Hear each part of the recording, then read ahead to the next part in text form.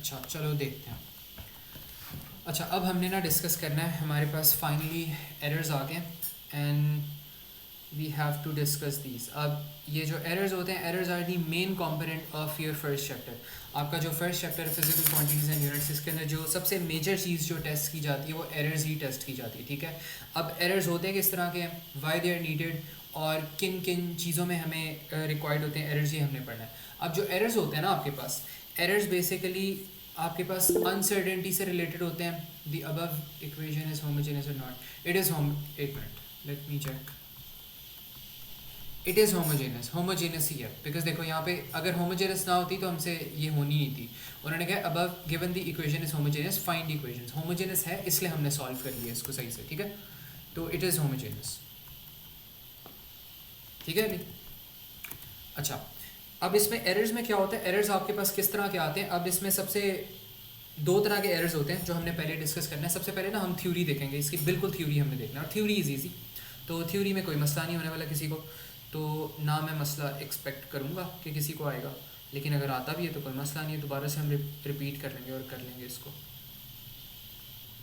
तो सबसे पहले हमारे पास आ जाते हैं एरर्स आ जाते हैं, ठीक है।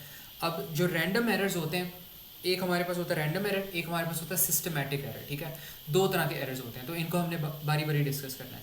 अब जो रैंडम एरर होता है ना आपके पास, वो हर मेजरमेंट के अंदर होता है, वो हर चीज़ के अंदर रैंडम एरर होता है, इवन आपके अंदर भी रैंडम एरर है। रैंडम एरर की अगर मैं कॉमन एग्जांपल दूं तो ये शायद हमने ओ लेवल्स के अंदर भी पढ़ा हुआ है। रैंडम एरर आपके पास क्या होता है, जो ह्यूमन रिएक्शन एरर होता है, जो आपका अपना थिंकिंग टाइम का एरर होता है, जो आपका अपना थिंकिंग टाइम के अंदर थोड़ी सी चीज़ों को स्लो डाउन कर देता है। लेट्स सपोज आप गाड़ी चला रहे हो या आप कोई व्हीकल चला रहे हो और आपको कोई सिग्नल्स नज़र आते हैं आगे, आपको कोई रेड सिग्नल नज़र आता है, आपको कोई जो भी पोल्स वगैरह के ट्रैफिक सिग्नल्स होते हैं वो नज़र आते हैं टू स्टॉप। अब एक ड्राइवर होता है, एक ड्राइवर जैसी रेड सिग्नल देखता है वो 2 सेकंड बाद स्टॉप कर जाता है, और जो दूसरा ड्राइवर होता है वो सिर्फ 1 सेकंड बाद रेड सिग्नल देखे स्टॉप कर जाता है। तो रिएक्शन टाइम किसका ज़्यादा है, रिएक्शन टाइम जिसने 1 सेकंड में स्टॉप किया उसका ज़्यादा रिएक्शन टाइम है। और हम कह सकते हैं कि उस वाले बंदे के अंदर जो रैंडम एरर है वो बहुत ज़्यादा कम है। रैंडम एरर उसके अंदर भी है लेकिन वो बहुत कम है, ठीक है। तो ये बेसिकली होता है रैंडम एरर का कॉन्सेप्ट। हम कोई भी चीज़ कर रहे होते हैं, हम खुद पहले सोचते हैं फिर हम वो चीज़ करते हैं, हम खुद स्लो होते हैं। लेट्स सपोज हमने कोई बॉल कैच करनी है या कोई हम क्रिकेट मैच हम खेल रहे हैं और फुटबॉल हमारे पास आ रही है या कोई बॉल हमारे पास आ रही है, तो हम रिएक्ट करने में या हम इधर उधर मूव करने में हमें कुछ सेकेंड्स लग जाते हैं। अब ये जो सेकेंड्स हमें लगते हैं या जो हमें देरी ये लगती है, ये होता है रैंडम एरर होता है। हम रोबोट्स तो है नहीं जो हम ऑलमोस्ट इंस्टेंटली हम सारी चीज़ें कर सकें, ऑलमोस्ट इंस्टेंटली हम चीज़ों की तरफ रिएक्ट कर सकें। जैसे ही हमारे पास कोई बॉल हिट हो रही है, हमें एकदम से हम रिएक्ट करें और हम पीछे हो गए, अक्सर हमारे मुंह पे बॉल लग भी जाती है आके, अक्सर हम बच जाते हैं, अक्सर मुंह पे बॉल लग जाती है। तो जब मुंह पे बॉल लगती है तो इसका मतलब हमने बहुत ज़्यादा सोचने में टाइम लगा दिया और हमारा रैंडम एरर बहुत ज़्यादा हो गया, ठीक है। लेकिन जब सोचने में कम टाइम लगता है और बॉल आपके पास से गुजर जाती है, आप एकदम से उसको डॉज कर देते हो, तो इसका मतलब आपका रिएक्शन टाइम उस वक्त ज़्यादा था और जो रैंडम एरर हुआ है वो बहुत कम हुआ। तो जो रैंडम एरर होता है वो बहुत ज़्यादा नेचुरल होता है, वो नेचर की तरफ से होता है। कोई भी, हम सब इंसान हैं, हम सब, कोई भी हम में से रोबोट नहीं है, तो हम इतना जल्दी हम नहीं सोच सकते, हम इतना रोबोट्स की तरह नहीं सोच सकते, ठीक है। तो हमें कुछ ना कुछ मेजरमेंट्स करते हुए या कोई चीज़ को पे रिएक्ट करते हुए हमें कुछ ना कुछ एरर हो जाता है, कुछ ना कुछ देरी हो जाती है हमें, ठीक है। इसी तरह आपने अगर कोई मेजरमेंट किया, आपने स्केल से कोई रीडिंग लिया, हो सकता है जो स्केल से आपने रीडिंग ली है उसके अंदर भी थोड़ा बहुत एरर हो, वैसे उसके अंदर इतना एरर नहीं होता, वो रिड्यूस हो सकता है, ठीक है। वो डिफरेंट एरर्स होते हैं। तो जो रैंडम एरर होता है ना आपके पास, सबसे पहले random errors are in every measurement. तो यहाँ पर आप सबसे पहली चीज़ लिखो कि जो random error is present in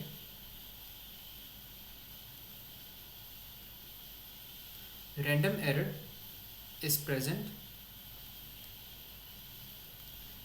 in every measurement।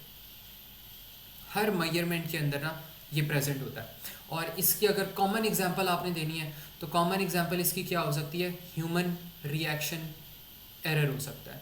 और ह्यूमन रिएक्शन एरर मैंने आपको बता दिया, जो रिएक्शन टाइम हम लेते हैं गाड़ी को स्टॉप करने पर, जब भी हम कोई रेड सिग्नल देखते हैं या हमने कहीं इधर उधर मूव करना होता है, वो ह्यूमन रिएक्शन क्या होता है, एरर होता है, ठीक है। तो दैट्स ह्यूमन रिएक्शन एरर। और इसके बाद इसका अगर एक और पॉइंट लिख लो तो ये होता है कि इसका जो साइज़ होता है ना, साइज़ इसका वेरी करता है, रैंडम एरर का साइज़ वेरी करता है। कभी कभार जिस तरह मैंने आपको एग्जांपल दी थी, जब भी आप क्रिकेट खेल रहे हो तो कभी बॉल आपको लग जाती है आपके फेस के ऊपर आके, कभी आप बॉल को डॉज कर देते हो। तो जब आप बॉल को डॉज करते हो तब रैंडम, तब सोचने का टाइम कम होता है। जब आप बॉल को नहीं डॉज कर पाते, वो आपके मुंह पे आके लग जाती है, तो तब क्या होता है, तब रैंडम एरर जो होता है वो ज़्यादा होता है, ठीक है, उसकी क्वांटिटी ज़्यादा होती है। तो यहाँ पर आप कह सकते हो कि जो एरर का साइज़ है वो वेरी करता है।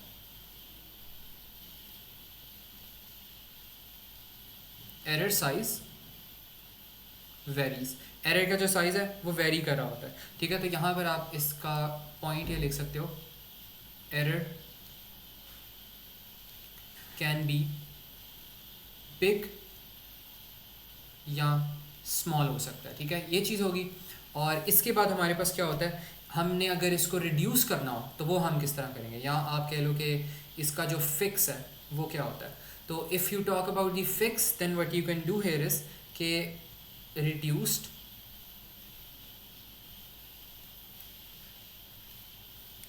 by taking average।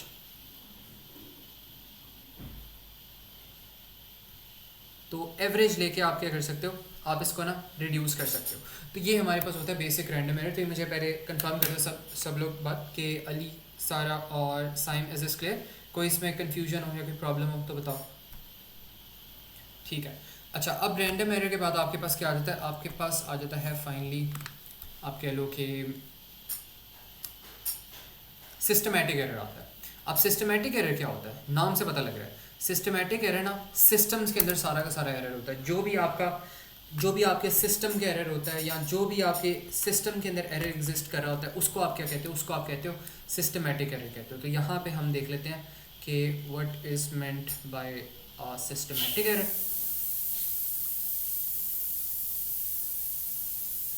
तो यहाँ पर आपके पास आ जाता है सिस्टमैटिक एरर। अच्छा, अब जो सिस्टमेटिक एरर्स होते हैं ना, वो आपके पास क्या होते हैं, जिस तरह मैंने बात की है, आपके सिर्फ और सिर्फ ना सिस्टम्स में एग्जिस्ट कर रहे होते हैं।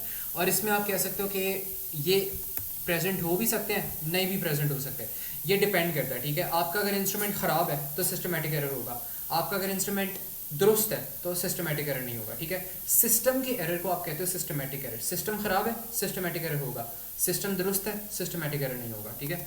ये यहाँ पे बात होती है। तो यहाँ पर आप कह सकते हो मे और मे नॉट बी प्रेजेंट। इसको क्या हो गया, एक मिनट,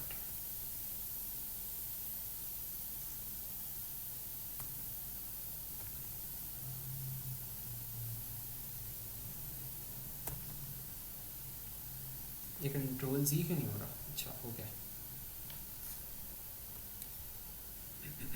अच्छा एक मिनट दो बस मुझे। अच्छा हाँ, एक और चीज़ जो मैं करवाना भूल गया ना आप लोगों को, एक मैंने ग्राफ यहाँ पे ड्रॉ नहीं किया था, वो चलो ग्राफ हम बाद में देखते हैं इसका, ठीक है। पहले हम इसके पॉइंट्स देख लेते हैं ताकि हमें थोड़ा सा ना अंदाज़ा हो जाए कि किस तरह हमने चीज़ों को लेकर चलना है। इसको मैं हटा देता हूँ।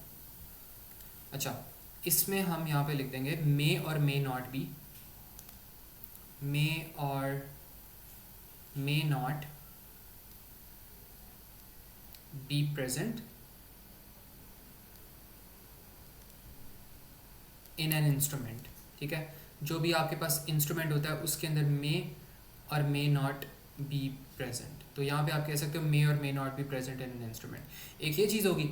इसके बाद आप यहाँ पे लिख सकते हो, ये जो होते हैं ना, इसमें अगर मैं एग्जांपल दूँ तो एग्जांपल इसमें मैं क्या दूँ, इसमें ये एग्जांपल हो सकती है कि आपकी जो एम मीटर की नीडल है, जो आपकी वोल्ट मीटर की नीडल है, वो आपकी जब आपने इक्विलिब्रियम पे उसको रखा है वो जीरो पे पॉइंट नहीं कर रही उसकी मीटर। तो जो मीटर की रीडिंग है वो जब आप छोड़ देते हो सब कुछ, तो वो किसी और चीज़ पे पॉइंट कर रही है। लेट्स सपोज इस सबसे कॉमन एग्जांपल मैं अगर दूँ तो एक वेट मशीन हो सकती है। वेट मशीन को, हाँ, ज़ीरो एरर हो सकता है आपका। वेट मशीन को जब आप छोड़ते हो तो वेट मशीन के अंदर जो वेट मशीन की जो नीडल होती है ना, वो लेट्स सपोज पॉइंट कर रही होती है जीरो की बजाय वो 1 पे पॉइंट कर रही है। तो इसका मतलब अगर जब कोई बंदा खड़ा ही नहीं हुआ वेट मशीन के ऊपर तब भी उसका 1 किलोग्राम वेट आ रहा है, तो इसका मतलब जो बंदा वहाँ पे खड़ा होगा ना और मेजर करेगा, उसका वेट अगर 75 आ रहा है तो वो परेशान हो जाएगा, मेरा एक केजी मेरा जो वज़न है वो बढ़ गया। लेकिन इस तरह नहीं हो रहा, ऐसा कुछ नहीं है। असल में पता है क्या हुआ, उसका मशीन का ही एरर है, मशीन ने 1 किलोग्राम ज़्यादा एरर दे दिया। तो अगर ये एरर आप ख़त्म करना है तो हम क्या करेंगे, अगर उसको पता लग गया बंदे को कि जब मैं इसके ऊपर नहीं खड़ा हुआ इसका वेट तब भी 1 kg आ रहा है, तो जब मैं खड़ा हूँगा तो जो वो वाला वेट आएगा उसमें से अगर मैं 1 माइनस कर दूँ तो मेरा एक्चुअल वेट आ जाएगा, ठीक है। तो इस तरह आप कर सकते हो। अगर वो 1 पे पॉइंट कर रहे हैं तो आप -1 कर दो, जो भी एक्चुअल आपका वेट आएगा, और अगर -1 पे खड़ा है तो वो आप 1 उसके अंदर ऐड कर, तो आपके पास एक्चुअल वेट आ जाएगा। तो ये आपके पास होता है। तो इसमें एग्जांपल अगर आपने देनी हो ना तो यहाँ पर आप लिख सकते हो 0 एरर की एग्जांपल जो है ना वो आप यहाँ पे दे सकते हो। तो you can give the example of a 0 error. और इसमें क्या होता है, इसमें जो आपके पास एरर का साइज़ होता है वो हमेशा कांस्टेंट होता है, फिक्स्ड रहता है। इसमें एरर का साइज़ आपके पास वेरी नहीं करता, बिकॉज ये मशीन का जो होता है ना, मशीन की गलती होती है। तो यहाँ पे हम कह सकते हैं कि एरर साइज़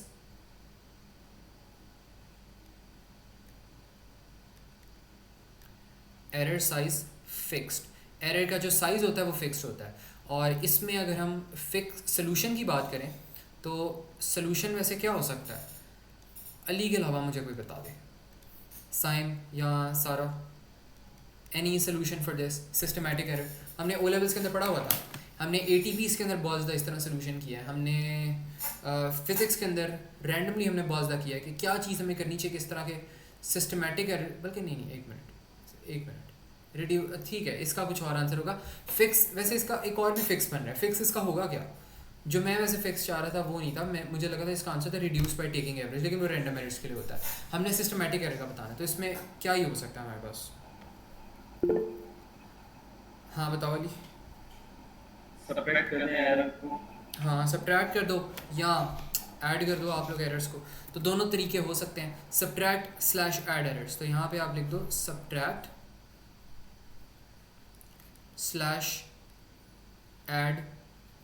एरर्स। अब सब्ट्रैक्ट तब कर रहे हैं जब आपके पास जो नीडल है वो प्लस में जा रही है, सब्ट्रैक्ट तब करने जब आपके पास माइनस में जा रही है, जब वो ज़्यादा ही आपका कम वेट शो कर रहा हो इक्विलिब्रियम पे। तो ये मसला हो सकता है हमारा। अब इसके जो ग्राफ्स होते हैं ना वो हमारे पास आ जाते हैं।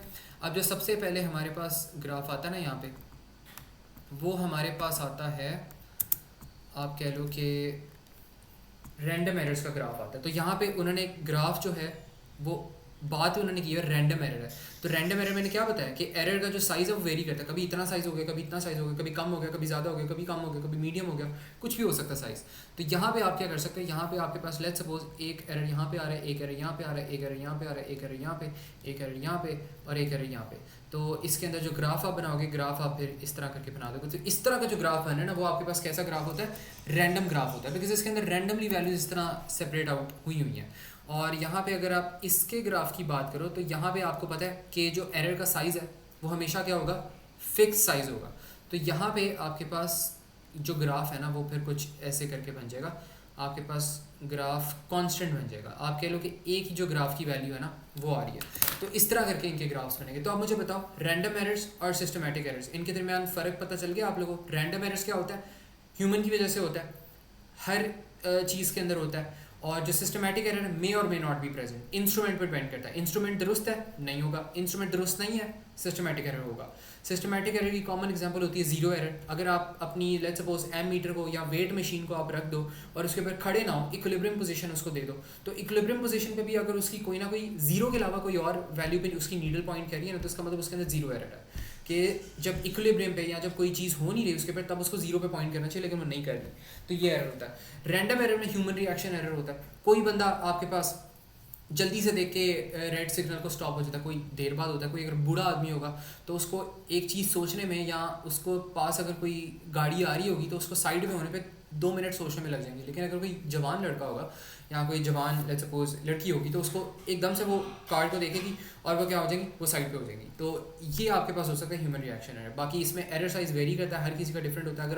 अगर आप सोए हो नहीं हो, आप पूरी दिन क्लास में नहीं सोए हो, तो आपका दोस्त अगर आपको कुछ बुला रहा होगा ना कि मेरी बात सुनो, और आप पूरा दिन सोकर नहीं आए और रात जा कर आए हो, तो आप थोड़ा सा 1 मिनट लोगे, फिर आपको क्या अच्छा मुझे कोई बुला रहा है क्लास के अंदर, मुझे कोई टीचर बुला रहा है, या टीचर का जवाब देने में आप 2 मिनट लगाओगे, फिर आप उसको जवाब दोगे। लेकिन अगर आप एक्टिव हो, नाश्ता करके आए हो, खाना खा कर आए हो, तो आपका रैंडम एरर बहुत कम हो जाएगा। आप एकदम से टीचर की बात को सुनोगे, उसको रिस्पॉन्ड कर दोगे।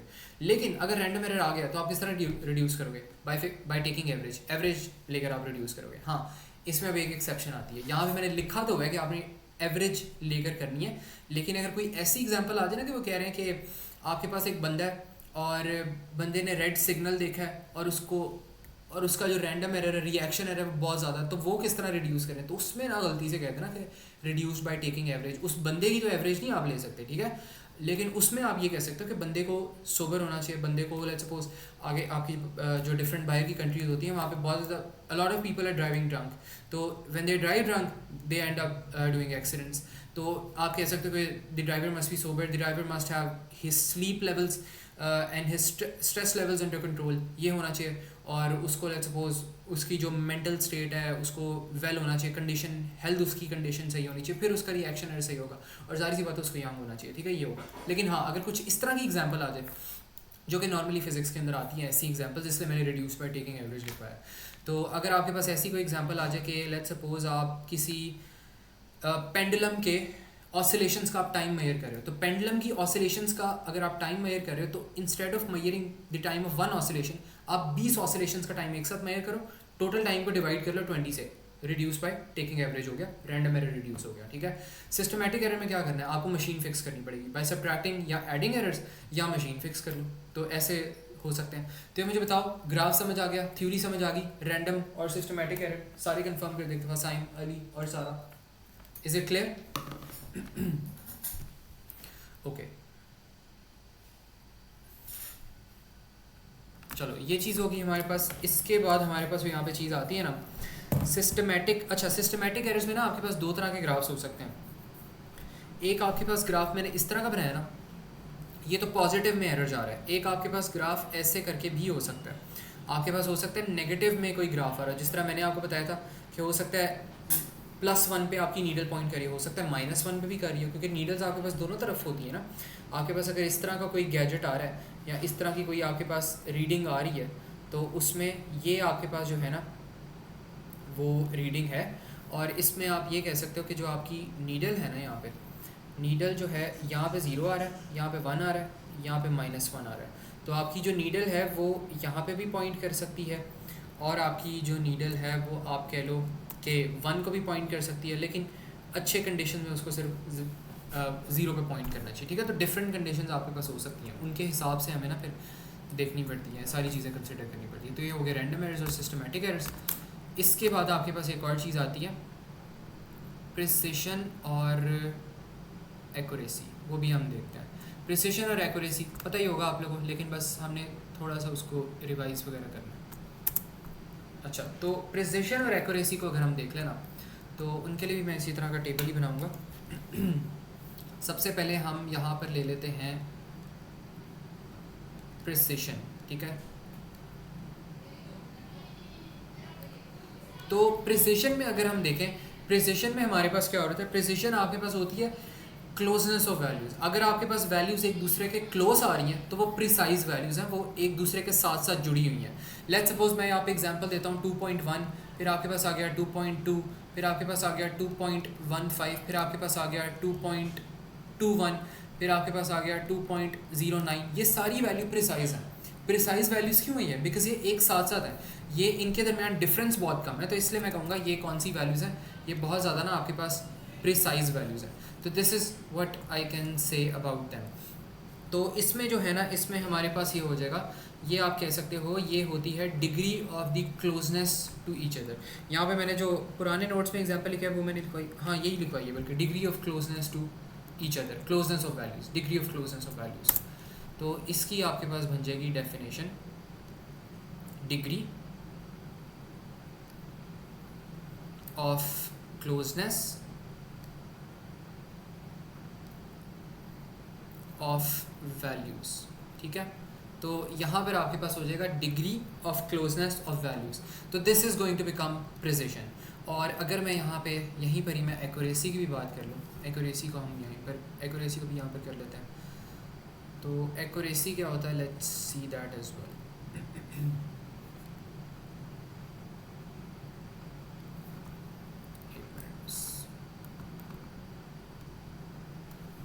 अच्छा, अब एक्यूरेसी क्या होता है? एक्यूरेसी ये होता है, नाम से आपको पता लग रहा है कि क्या आपकी जो वैल्यू है वो एक्यूरेट है भी या नहीं एक्यूरेट।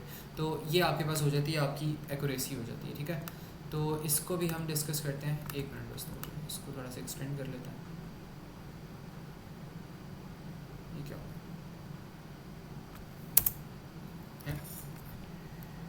एक मिनट।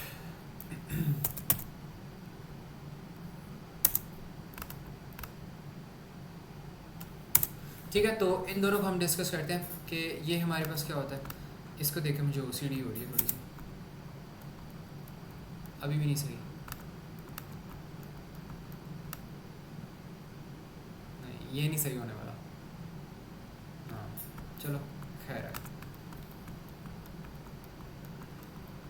बट इसको देख के मुझे कुछ हो रहा है। अच्छा, इसमें अब हम देखें तो प्रिसिशन और एक्यूरेसी की हम बात कर रहे थे। एक्यूरेसी हमारे पास क्या होती है? एक्यूरेसी आपको नाम से पता लग रहा है, ये होती है it is the degree of how close the values are to the true या स्लैश ओरिजिनल वैल्यूज़। तो यहाँ पर आप लिख सकते हो degree of how close the values are to the original value. ठीक है, तो ये आपके पास क्या होती है? ये आपके पास होती है degree of close, degree of how close भी यहाँ पर आएगा। इस डेफिनेशन को सही कहते हैं ना, अक्सर डेफिनेशन आपसे वो पूछ लेते होते हैं, तो ये थ्योरी के जो मार्क्स होते हैं ना मुफ्त के नंबर होते हैं। ठीक है, एएस फिजिक्स के अंदर रेयरली वो थ्योरी पूछता है, और जब वो थ्योरी पूछता है तो आई से सेलिब्रेट, बिकॉज वो आपके सबसे हसीन लम्हे होंगे।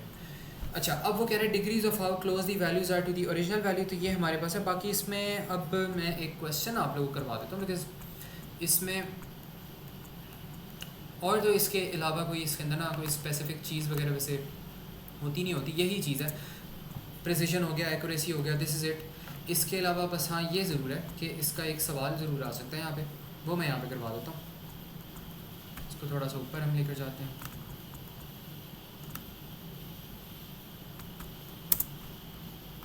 अच्छा, यहाँ पे एक सवाल आता है, और इस सवाल में वो कहता है कि यहाँ पे दी वैल्यू ऑफ, जी वाली एग्जांपल मैंने दी थी, वो कहता है दी वैल्यू ऑफ जी जो होती है हमारे पास, वो क्या होती है? 9.81 होती है, 9.81 मीटर पर सेकेंड स्क्वायर। और हमने क्या फाइंड करनी है? हमने कहना है कि आइडेंटिफाई द सेट्स बिलो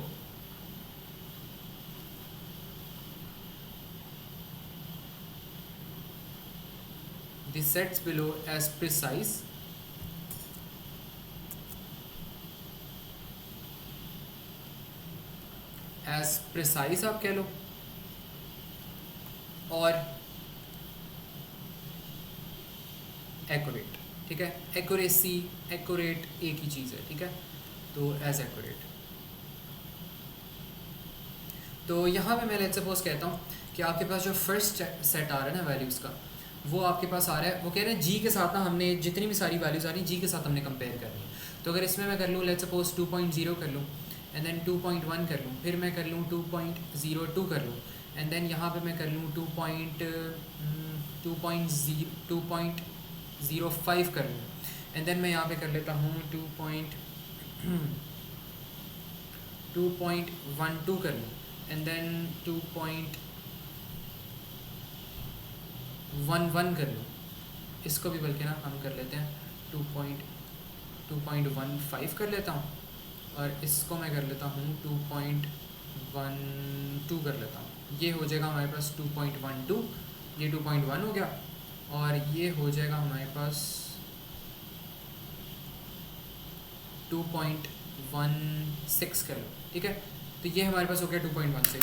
अब मुझे ये बताओ कमेंट्स में कि ये आपके पास प्रिसाइज होगा या एक्यूरेट होगा या दोनों होगा? What do you guys think? Sign बताओ तुम। Would it be precise, would it be accurate, और बोथ? हमने जी के साथ कंपेयर किया। हाँ प्रिसाइज होगा, एक्यूरेट होगा? ना, एक्यूरेट नहीं होगा आपके पास। ठीक है, तो it can't be accurate. Ali इसके ग्राफ्स इसके ग्राफ्स टेस्ट होते हैं वैसे एएस लेवल के अंदर? आई थिंक होते हैं, चलो इसके ना ग्राफ्स भी हम करते हैं इसके ग्राफ्स। मैंने आपको व्हाट्सएप पे जो आपका पेयर का वाला नंबर हाँ इसके ग्राफ्स भी, वो मैंने क्वेश्चन देखा भी था हसीब के साथ, आई वाज थिंकिंग वो वाला देख रहा था मैं क्वेश्चन, वही वाला ना। मैं एक पास्ट पेपर का क्वेश्चन आप लोगों को करवाता हूँ, वो मेरे पास एक पड़ा भी हुआ है। अच्छा इसमें हमारे पास क्या हो जाएगा, इसमें हम कह सकते हैं कि जो हमारे पास प्रिसिशन है ना, प्रिसिशन इज़ ऑन टॉप, तो आप कह लो प्रिसिशन यहाँ पे मैक्सिमम है, लेकिन जो एक्यूरेसी है, एक्यूरेसी नहीं हो रही यहाँ पे, तो आप कह लो कि जो एक्यूरेसी है ना यहाँ पर, accuracy is very less. Accuracy कम क्यों हो रही है, बिकॉज इसके अंदर जी की ट्रू वैल्यू के साथ वो कंपेयर नहीं हो रहा, जी की ट्रू वैल्यू 9.81 है, यहाँ पे उन्होंने टूज़ में वैल्यूज़ दी हुई है, तो एक्यूरेट तो नहीं है, एक्यूरेट वैल्यू के साथ नहीं वो लाई कर रहा, लेकिन एक दूसरे के वैल्यूज़ क्लोज हैं। ये जो 2.16 आ रहा है, 2.1, 2.12, ये एक दूसरे के करीब ज़रूर है, लेकिन ये जी की वैल्यू के इक्वल्स टू नहीं है, 9.81 के करीब नहीं है, तो एक्यूरेसी बहुत नीचे, जो प्रिसिशन है वो बहुत ज़्यादा है। अली कोई सवाल है? इस पैरेलैक्स एरर नॉट, अगर आपको तो आप देखिएगा जरा व्हाट्सएप पे ना। हाँ ठीक है ठीक है मैं देखता हूँ उसको भी। अभी ये वाला क्वेश्चन हम कर लें फिर मैं उसको देखता हूँ। इस parallax error not included, parallax error, देखो पैरेलैक्स एरर इंक्लूडेड है, वो बेसिक जेनेरिक सी चीज़ है, वो होता ही होता है आपके पास। पैरेलैक्स एरर के आएंगे, वो पूछेगा एग्जामिनर, अक्सर क्वेश्चन में उससे पैरेलैक्स एरर का जिक्र किया होता तो इट्स इंक्लूडेड एज वेल, लेकिन वो इतना हम डिस्कस नहीं करते बिकॉज वो छोटा सा एक एरर होता है। पैरेलैक्स एरर बस ये परपेंडिकुलर आपने रखनी होती है, तो बिल्कुल जेनेरिक सी चीज़ है, तो इसलिए मैंने उसमें ना इतनी वो डीप करवा के मैंने उसको करवाया नहीं, लेकिन क्वेश्चंस हो जाएंगे उसके, इतना वो डीप में नहीं पूछता ए लेवल्स के अंदर।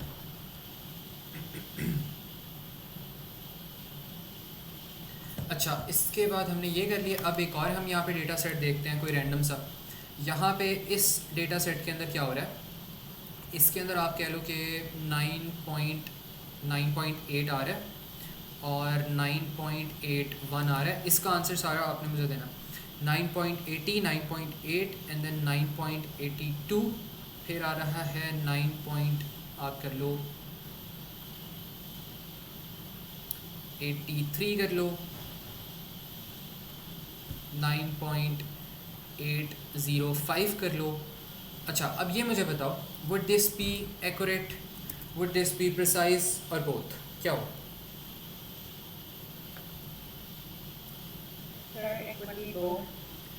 Yes it would be both, because आपके पास जो 9.8 वाली वैल्यूज़ आ रही हैं वो आपके पास एक्यूरेट भी हैं, जी की जो वैल्यू 9.81 उसके साथ कंपेयर हो रही हैं, क्लोज टुगेदर हैं, ठीक है, तो आप कह दो एक्यूरेट भी हैं और साथ साथ प्रिसाइज भी हैं, बिकॉज एक दूसरे के भी क्लोज हैं।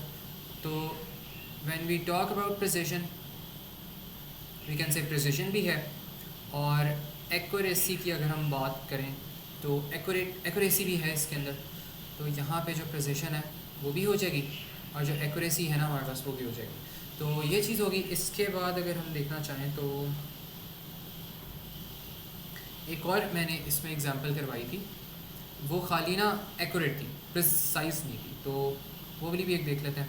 लेट्स सपोज आपके पास आ रहा है 9.8, फिर आपके पास आ रहा है 9.81, फिर आपके पास आ रहा है 9.84 आप कह लो, 9.83 एंड देन आपके पास आ जाते हैं यहाँ पे 1.27 एंड देन आपके पास आ जाते हैं यहाँ पे 2.57 आ जाते हैं, ठीक है। तो यहाँ पर आपके पास क्या हो रहा है, यहाँ पे मोस्टली जो वैल्यूज़ आपके पास आ रही हैं वो एक्यूरेट हैं but they are not precise, ठीक है। प्रिसाइज इसलिए नहीं है बिकॉज ये वाली जो चीज़ आ रही है ये उसने, बल्कि इसमें ये ज़्यादा दो ना डालो, एक यहाँ पे ऐड कर दो। अब यहाँ पे ये जो वैल्यू आ गई ना, एनॉमली आ गई है, इसने आपकी प्रिसिशन को ख़राब कर दिया है, तो आप यहाँ पे कह सकते हो प्रिसिशन नहीं है इसके अंदर, ऑल्दो यहाँ पर है, लेकिन यहाँ पे इसने प्रिसिशन को सारा ख़राब कर दिया, ठीक है। और एक्यूरेसी की अगर हम यहाँ पे बात करें तो एक्यूरेसी की है प्रिसिशन नॉट, और एक्यूरेसी इनकी क्या हो जाएगी, होगी, तो ये चीज़ होगी। अब मैं चेक करता हूँ एक मिनट, अली जो आपने भेजा, हाँ ये वाले ग्राफ्स होते हैं, बुक्स वाले हैं ना, इस तरह का ना। यहाँ पे एक क्वेश्चन भी आया हुआ था, इसको मैं बना के यहाँ पे दे देता हूँ, प्रिसाइज एंड एक्यूरेट और सब कुछ यहाँ, बल्कि हम ऐसा करते हैं इन्हीं के साथ ही कर लेते हैं। कौन सी है, imprecise but accurate, precise but not accurate, not precise and not accurate, okay good graphs. Sir आप ठीक हो ना जी, वो मेरे से एक ही हो जाएगा। क्या कर दूँ? जो यहाँ पे ग्राफ में टी लिखा हुआ है ना, उसकी जगह जी लिखते हैं, तो वो हाँ एक ही हाँ चीज़ हो वो जाएगी, सही हो मतलब जाएगा। हमारा वाला डाटा। ठीक है। अच्छा, अब इसमें हमने क्या करना है, सबसे पहले हमने यहाँ पे देखा है प्रिसाइज बट नॉट एक्यूरेट। तो इसमें हम ये देख लेते हैं, आपका जो ग्राफ है वो कुछ ऐसे करके बन जाएगा, और यहाँ पर आप कह लो कि जो जी आपका बन रहा है ना, जी की वैल्यू आपके पास यहाँ पे करके कहीं बन रही है, और जो आपके पास ग्राफ बन रहा है ना, ग्राफ आप कह लो कि आपके पास इस तरह का कुछ बन रहा है, यहाँ पे जाके ना आपके पास ऐसे करके ग्राफ बन रहा है। अब इसका मतलब क्या है, यहाँ पे इसका मतलब थोड़ा सा समझो। यहाँ पे जो ये वाला ग्राफ बना है ना, इसके अंदर जी की वैल्यू यहाँ पे लाई कर रही है, लेकिन जो मेजर आपके पास वैल्यूज़ आ गई ना सारी की सारी, वो आपके पास इस पीक के अंदर लाई कर रही है। तो आप कह सकते हो अच्छा, ये जो पीक होती है ना आपके पास इस तरह करके पीक आ रही होती है, इसका मतलब है प्रिसिशन हो रही है, क्योंकि छोटी सी जगह पे इतनी ज़्यादा वैल्यूज़, इतनी ज़्यादा रीडिंग्स आपकी आ गई हैं। तो इसमें आप कह सकते हो प्रिसिशन है, लेकिन जी से हटकर है, तो आप कह लो प्रिसाइज नहीं है। ठीक है, तो आपका जो ग्राफ होगा ना वो फिर कुछ ऐसे करके बनेगा। ये वाली आपके पास जो है ना, ये वाली आपके पास सारी की सारी यहाँ पे रीडिंग्स आई हैं। तो आप कह सकते हो कि रीडिंग्स आपकी आई हैं ना, वो ज़्यादातर आपके पास इस रेंज पे आ रही है। इस रेंज पे कोई रीडिंग आई नहीं रही, तो वो आपके पास यहाँ पे मसला हो जाएगा। और इसको बल्कि यहाँ पे उन्होंने बेहतर थोड़ा सा एक ग्राफ बनाया हुआ है। यहाँ पे ना उन्होंने बिल्कुल ही ज़ीरो रीडिंग्स दी हुई है, मैंने थोड़ी सी हल्की रीडिंग्स बना दी थी। तो आप इसको कह दो यहाँ पर ना इस तरह करके आपके पास एक ग्राफ आ रहा है, और बाकी यहाँ पे वैसे ही ज़ीरो रीडिंग्स आ रही हैं। ठीक है, तो ये आपके पास प्रिसिशन होगी इसके अंदर, क्योंकि जितनी भी आपके पास रीडिंग्स आ रही हैं ये वाली एक्स एक्सिस पे, ये एक साथ आ रही हैं, छोटे से ब्रैकेट के अंदर एग्जिस्ट कर रही हैं, लेकिन एक्यूरेसी बिल्कुल नहीं है, बिकॉज इस ब्रैकेट के अंदर नहीं आ रही।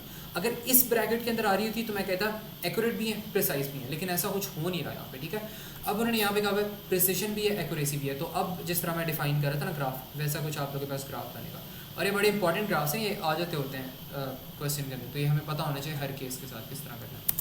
अच्छा, ये चीज़ होगी। इसमें हम क्या लेते हैं, जी जो हमारा है ना वो यहाँ पे बना हुआ है, और प्रिसिशन भी है, एक्यूरेसी भी है। तो मैं यहाँ पे कह देता हूँ कि जो आपके पास ये वाली वैल्यू आ रही है ना, ये कुछ इस तरह करके आपके पास रीडिंग आ रही है, बल्कि थोड़ा सा और इसको बेहतर करते हैं। यहाँ पर ना आपके पास ऐसे करके कुछ वैल्यूज़ आ रही हैं। ठीक है, तो यहाँ पर आप कह सकते हो कि जो सारी की सारी वैल्यूज़ आ रही हैं वो जी में लाई कर रही हैं, मतलब जी वाली वैल्यूज़ आ रही हैं, और प्रिसाइज भी हैं, बिकॉज छोटे से पोर्शन के अंदर सारी की सारी हमारी रीडिंग्स आ रही हैं। मतलब ये वाला जो आपके पास पोर्शन आ रहा है ना, इस वाले पोर्शन के अंदर ही आपके पास सारी की सारी जो रीडिंग्स हैं वो लाई कर रही हैं। तो मुझे वैसे बताओ, ये चीज़ समझ आ रही है? ग्राफ्स को समझना कोई मुश्किल तो नहीं हो रहा? सारा और साइम और अली, ये मुझे एक दफ़ा कंफर्म करो, आर दी ग्राफ्स कॉम्प्रिहेंसिबल, या दोबारा मैं एक्सप्लेन कर दूँ? ओके, चलो ठीक है। इसके बाद हमारे पास क्या हमने कर लिया, नीचे कौन सी एग्जांपल है? प्रिसिशन नहीं है, एक्यूरेसी बल्कि है। Imprecise and not accurate, precise and accurate, imprecise but accurate. ठीक है, इम्प्रिसाइज एंड एक्यूरेट भी उससे इस तरह बनाइए। अच्छा, इम्प्रिसाइज एंड एक्यूरेट की अगर हम देखें तो इस तरह करके हमारे पास ग्राफ बनेगा, और यहाँ पर आप कहते हो जी है। अच्छा, अब अगर मैंने प्रिसिशन कम करनी हो लेकिन एक्यूरेसी इंक्रीज़ करनी, यहाँ पे पता क्या था, यहाँ पे एक्यूरेसी भी है, प्रिसिशन भी है। अब एक्यूरेसी का मतलब क्या होता है, रीडिंग आपके पास इसके अंदर आनी चाहिए, लेकिन अब अगर प्रिसिशन आपने रिमूव करनी है ना, तो जो ब्रैकेट आ रहा है इस ब्रैकेट को खोल दो। अगर इस ब्रैकेट को खोल दोगे, जो जी, ये जो मैंने ऑरेंज वाला इस तरह करके टावर सा बनाया है, ये जी पर ही टावर है, लेकिन बस इस टावर की जो बॉटम है ना, बॉटम को थोड़ा सा एक्सपैंड कर दो, तो आपके पास रेंज बढ़ जाएगी, बॉटम की रेंज बढ़ जाएगी। तो इसका मतलब प्रिसिशन कम हो रही है। अगर आपने रेंज बढ़ा दी वैल्यूज़ की तो प्रिसिशन ख़त्म होगी, लेकिन उसको जो कवरिंग है उसको जी के ऊपर ही रखो, ट्रू वैल्यू के ऊपर ही रखो। तो ये आपके पास हो जाएगा एक्यूरेट बट नॉट प्रिसाइज। तो इसमें भी हमने सेम करना है, लेकिन इसमें मैं पता क्या कहता हूँ, इसमें मैं कहता हूँ जो मेन रीडिंग आपके पास आ रही है ना, वो आपके पास यहीं पर ही आ रही है, बस आपने ना इसको इस तरह करके आपने इंक्रीज़ कर दिया, तो आपके पास कुछ इस तरह की यहाँ पे वैल्यू बन जाएगी। ये क्या है, इम्प्रिसाइज, एक्यूरेसी है और इम्प्रिसाइज है। ठीक है, इस तरह करके ना आपके पास ये ग्राफ बन जाएगा। अब इसके बाद एक और हम यहाँ पे एग्जांपल ले लेते हैं, कितनी हमने कर लिया, दोनों होगी। अच्छा, दोनों अगर ना हुई तो फिर हम क्या करेंगे, अगर कुछ भी ना हो, प्रिसिशन भी ना हो, एक्यूरेसी भी ना हो, what are we gonna do then?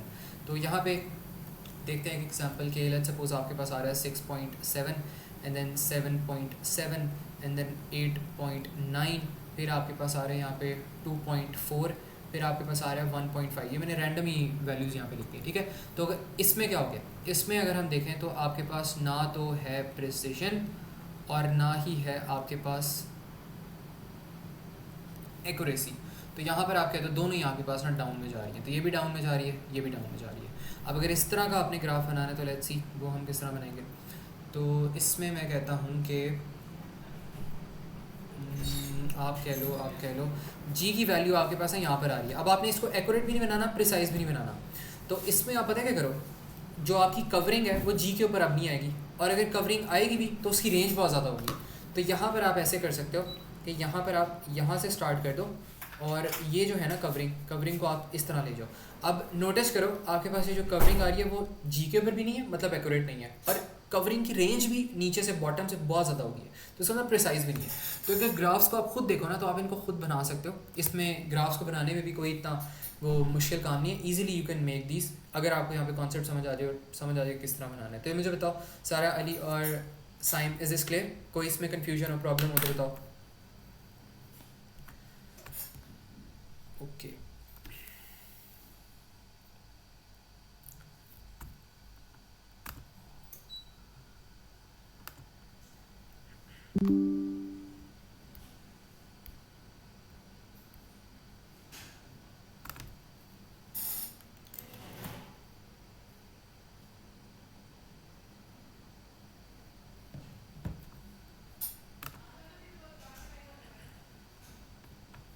अच्छा, 1 मिनट दो बस, मुझे दोबारा से कनेक्ट करने दो। अच्छा चलो, ये चीज़ तो हमने कर ली। अब इसमें ना एक पास्ट पेपर का क्वेश्चन आ रहा था, वो मैं करवाना चाह रहा था आप लोगों को, ताकि वो हम कर लेते हैं। आई थिंक यहाँ पे किया हुआ है कहीं पे इन वाले नोट्स में।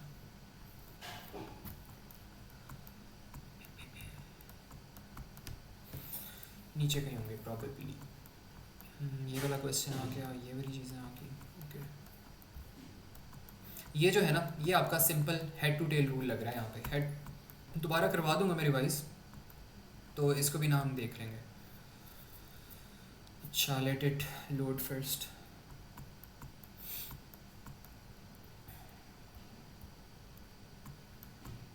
अच्छा, ये वाला ही क्वेश्चन था, इसको देख लेते हैं। यही था मेरे ख्याल में, इसके अलावा इतना कुछ नहीं था। और इस क्वेश्चन से ना आप लोग की वो हो जाएगी तैयारी, मतलब जो भी है। इसके अलावा इतने कोई वो अजीब किस्म के क्वेश्चन वो टेस्ट करता भी नहीं है, तो हो जाता है आराम से।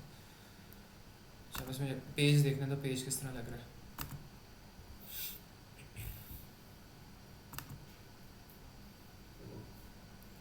अच्छा चलो, इसके ना हम डायरेक्टली कर लेते हैं, नीचे कर लेते हैं यहाँ पे।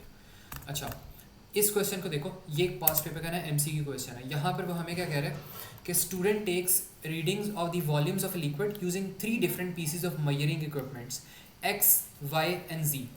अब वो कहते हैं the true value of the volume of the liquid is V. वो कह रहे हैं जो ट्रू वैल्यू हमारे पास आ रही है ना of the volume of liquid, वो हमारे पास आ रही है वी। और वो कह रहे हैं the students results are shown, how many pieces of the equipment are precise and how many are accurate. तो ये हमने यहाँ पे बताना है।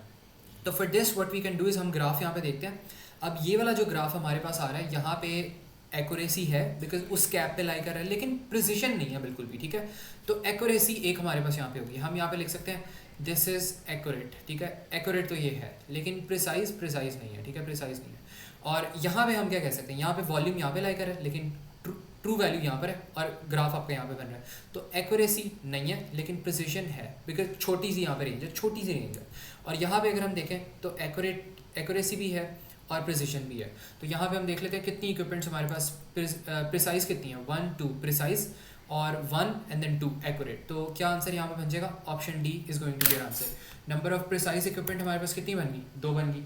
और नंबर ऑफ एक्यूरेट इक्विपमेंट हमारे पास कितनी बन गई, वो भी 2 बन गई, ठीक है। तो ये चीज़ थी हमारे पास। तो ये मुझे बताओ सारा and Ali, is this clear? इसमें कोई कन्फ्यूजन हो या प्रॉब्लम हो तो बताओ। समझ आ रही है यहाँ पे बातों की, जितनी भी हमने अभी तक की है? ओके। अच्छा, इसके बाद अब हमारे पास आई थिंक फाइनली इसके बाद आ जाता है एरर्स आ जाते हैं। इसके बाद अनसर्टेनिटीज़ आती हैं। अब अनसर्टेनिटीज़ का मैं ना छोटा मोटा कॉन्सेप्ट यहाँ पे दे देता हूँ कि होती क्या है, और इनको फिर हम डिस्कस फिर कर लेंगे नेक्स्ट क्लास में। यहाँ देखते हैं टाइम जितना हमारे पास बचता है। तो ये एरर्स ही होती हैं, लेकिन ये हमारे पास होती है अनसर्टेनिटी, आप इसको कहते हो अनसर्टेनिटी। अच्छा, अब अनसर्टेनिटी होती क्या है? अब अनसर्टेनिटी ये होती है, it gives us a range of where the true value lies. तो यहाँ पर अगर हम इसको देखें तो ये होता है, इट गिव्स अस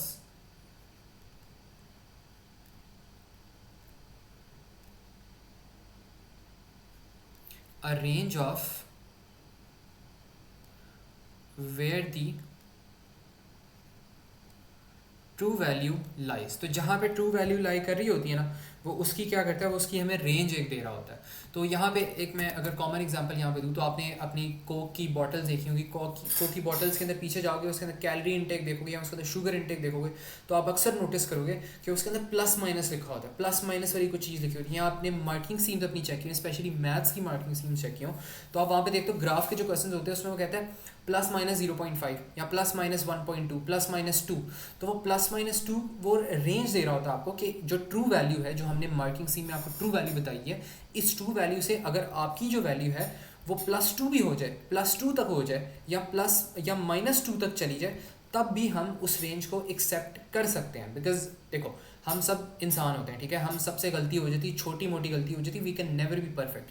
ये चीज़ हर बंदा मानता है, हर शख्स मानता है कि they can never be perfect unless they very egoistic. तो वी ऑल एक्सेप्ट कि none of us are perfect and all of us can succumb to errors, ठीक है। तो हम क्या कर सकते हैं, मैं भी इवन अगर पढ़ा रहा होता तो हो सकता है मैं कोई ऐसी चीज़ पढ़ा दूँ या कोई ऐसा कॉन्सेप्ट पढ़ा दूँ जो कि करेक्ट ना हो, ठीक है। तो उसके लिए मैं हमेशा कहता हूँ कि you guys also have to be very careful. तो अगर कोई भी नज़र भी आएगा मिस्टेक, तो ऑलवेज रिपोर्ट दैट, ठीक है। तो हो सकता है ऐसा, टीचर्स भी मिस्टेक करते हैं, आपके जो कंपनीज होती हैं जो कि प्रोडक्ट्स बना रहे थे वो भी मिस्टेक्स करती हैं। अब लेट्स सपोज वो कैन के अंदर कहते हैं, वो कहते हैं कि आप जो कोका कोला के अंदर जो आप शुगर डालते हो, आप लेट्स सपोज 100 ग्राम्स आप शुगर डाल रहे हो, ठीक है। तो दिस इज़ व्हाट दे से। लेकिन सारी सी बात है, मशीन्स है, मशीन्स ने 100 ग्राम शुगर डालना है या इंसानों ने डालना है, तो गलती तो हो सकती है उनसे, ठीक है। हो सकता है एक दफ़ा उसने 100 ग्राम शुगर डाल दिया, करेक्ट डाल दिया, लेकिन दूसरी दफ़ा उसने 102 ग्राम शुगर डाल दिया, तो वो हो सकता है अगली बार उसने 98 ग्राम्स डाल दिया शुगर। तो इस तरह की छोटी छोटी ऊपर नीचे चीज़ें हो सकती हैं। तो इसको आप कहते हो अनसर्टेनिटी। ये होती है अनसर्टेनिटी का कॉन्सेप्ट कि ट्रू वैल्यू से ऊपर नीचे वैल्यू हो सकती है। आप ग्राफ वाले क्वेश्चन में आपको क्या कहते हैं टीचर्स, इवन जो हमने ग्राफ के क्वेश्चंस किए थे ओ लेवल फिजिक्स के अंदर, आई ऑलवेज यूज्ड टू से कि ग्राफ में अगर एक्यूरेट वैल्यू के क्लोज वैल्यू आ रही है तो अच्छा करेक्ट वैल्यू। ज़रूरी नहीं है कि आपने मार्किंग स्कीम से बिल्कुल परफेक्ट वैल्यू आपने निकालनी है। आप भी इंसान हो, तो जितनी मार्किंग स्कीम ने आपको रेंज दी हुई है कि इस रेंज के दरमियान आपका आंसर आ सकता है, उसके अंदर सारे आंसर्स एक्सेप्टेबल है, ठीक है। तो ये अनसर्टेनिटी होती है। बिकॉज अनसर्टेनिटी का मतलब है कि थोड़ी बहुत ऊपर नीचे चीज़ें हो सकती हैं। और यहाँ पर अगर मैं एक एग्जांपल दूँ, तो कोका कोला के कैन की मैं एग्जांपल दूंगा। यहाँ पर लेट्स सपोज आपके पास ना यहाँ पर एक कैन आ रहा है हमारे पास, और इसके अंदर क्या हो रहा है, इसके अंदर वो कहते हैं कि जो आपके पास शुगर जो आ रही है ना, यहाँ पे शुगर का कंटेंट आपके पास आ रहा है 200 ग्राम्स ±0.1। थोड़ा सा इसको बड़ा भी कर लेते हैं,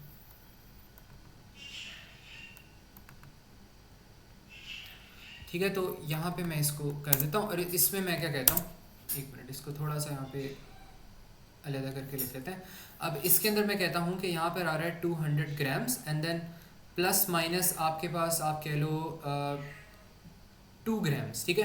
तो इसका मतलब क्या है, इसका मतलब ये है कि जो आपके पास ट्रू वैल्यू आ रही है ना, जो ट्रू वैल्यू आपके पास आ रही है, जो शुगर इसके अंदर रेकमेंडेड उन्होंने डाली होती है, मैं डिसीजन ले लेता हूँ। अब देखो, मैं इसको अपनी एग्जांपल देता हूँ। मैं हमेशा डिसीजन ये लेता हूँ कि मैंने जो अपनी क्लास रखनी है, मैंने 1 आवर की क्लास रखनी है daily. I have allotted 1 hour to every class. लेकिन जाहिर सी बात है, मैं भी इंसान हूँ, बच्चे भी इंसान हैं, बच्चों के मूड पे भी कुछ चीज़ डिपेंड कर सकती है, मेरी तबीयत पे या मेरी मूड पे कोई चीज़ डिपेंड कर सकती है। हो सकता है मैंने 1 आवर की क्लास सेट की हो, लेकिन सम डेज़ मैं वो क्लास 1 आवर की जगह 55 मिनट स्पेंड कर रहा हूँ।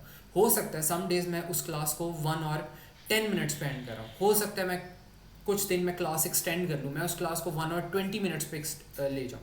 तो ये एक एरर होता है, ये एक अनसर्टेनिटी होती है। मैंने तो 1 आवर की क्लास सेट कर दी है, लेकिन हो सकता है मेरा काम पहले जल्दी खत्म हो जाए, मैं बच्चों को जल्दी ऑफ दे दूँ, मैं 50 मिनट्स पे ऑफ दे दूँ मैं उनको। लेकिन अगर काम नहीं होता, मैं उनको कहता हूँ 1 आवर 10 मिनट्स तक आप लोगों ने मेरे साथ स्टे करना है, मैंने एक्सटेंड कर रहा हूँ क्लास, ठीक है। तो ये अनसर्टेनिटी होती है। डिसाइड मैंने ट्रू वैल्यू जो डिसाइड की है, मैंने वो 1 आवर डिसाइड किया ट्रू वैल्यू, लेकिन ट्रू वैल्यू के साथ अनसर्टेनिटी आती है। अब मैं हर रोज़ तो नहीं मैं 1 आवर की क्लास लूँगा, हो सकता है किसी दिन 50 मिनट्स की ले लूँ, हो सकता है किसी दिन 1 आवर 10 मिनट्स की ले लूँ। तो इस तरह ऊपर नीचे होती रहती हैं चीज़ें। तो जो +-2 लिखा है, ये ऊपर नीचे वाली अनसर्टेनिटी है, और इसके बारे में ना हमने यहाँ पे डिस्कस करना है। तो इसको हम यहाँ पे डिस्कस करते हैं कि ये होती क्या है आपके पास। तो यहाँ पर अगर हम देखें ना, तो आपके पास ये जो लेबल आ रही है, इसको ही आप कहते हो अनसर्टेनिटी कहते हो। यहाँ पे आ जाएगा 200, और इसके बाद यहाँ पर आ जाएगा ये चीज़ आ जाएगा। अब इसके अंदर हमारे पास कुछ चीज़ें आ रही थी। अब जो ये वाली चीज़ है ना, इस वाली चीज़ को आप कहते हो ट्रू वैल्यू कहते हो। और ये जो ट्रू वैल्यू होती है इसको आप पता है किस तरह लिखते हो, इसको आप लिख देते हो एक्स नॉट। वेरिएबल कोई भी यूज़ कर सकते हो आप, एक्स की जगह वाई यूज़ कर लो, आप एक्स की जगह जी यूज़ कर लो, आप एक्स की जगह एफ यूज़ कर लो, कुछ भी वेरिएबल हो सकता है, ठीक है। लेकिन बस आपने एक छोटा सा जो डॉट आ रहा है ना, जो मैंने सर्कल यहाँ पे बनाया, नॉट ज़रूर लगाना है, एक्स नॉट, इसको आप कहते हो एक्स नॉट, ठीक है। तो इससे आपने ट्रू वैल्यू को रिप्रेजेंट करना है। और ये वाली जो वैल्यू होती है इसको आप किससे रिप्रेजेंट करोगे, थोड़ा सा इसको साइड पे कर लेते हैं, इसको आप रिप्रेजेंट करोगे, इसको आप कहते हो एब्सोल्यूट अनसर्टेनिटी। अनसर्टेनिटी है आपके पास ये, तो इसको आप कह रहे हो एब्सोल्यूट अनसर्टेनिटी। और इसको आप रिप्रेजेंट करते हो, जो आपके पास आता है, लेट्स सपोज आप इसको कह दो एक्स, और एक्स डेल्टा एक्स आपके पास आता है, ठीक है। यहाँ पे आपने डेल्टा बनाया और डेल्टा एक्स करके आपने लिख दिया। अब आई नो इसको हम जो था ना अपने ओ लेवल्स में हम क्या कहते थे, हम इसको डेल्टा कहते थे, अभी भी यहाँ पे डेल्टा ही कहते हैं, लेकिन इसका मतलब ये मत समझ लेना कि इसका मतलब मैंने ये लिखा है कि चेंज आएगा यहाँ पे या इस तरह की कोई चीज़ आ रही है, ठीक है, दैट्स नॉट इट, ठीक है। तो बस इस लिहाज से ना इसको आप लोग कंफ्यूज ना करें। तो अभी के लिए आज के लेक्चर में बस इतना ही था कि हमने ट्रू वैल्यू के बारे में पढ़ लिया, और डेल्टा वगैरह वाली जो हमारे पास चीज़ें आ रही हैं वो हमने कर ली कवर। बाकी जो हमारे न्यूमेरिकल्स वगैरह जो असल हमारा काम आने वाला मुश्किल काम, वो हम नेक्स्ट लेक्चर में इंशाल्लाह करेंगे स्क्रैच से, ठीक है। तो ये मुझे बता दो, इस क्लियर सारा अली, यहाँ तक कोई कन्फ्यूजन हो, कोई प्रॉब्लम हो तो बताओ। यहाँ तक जितना मैंने करवा दिया ना, इसको रिवाइज़ कर लो, याद कर लो इन चीज़ों को, अभी खाली याद करने वाली चीज़ें हैं, बाकी और कुछ भी नहीं करना अभी तक, ठीक है। नेक्स्ट क्लास के बाद मैं इंशाल्लाह असाइनमेंट भी असाइन कर दूँगा, ठीक है। अल्लाह हाफ़िज़।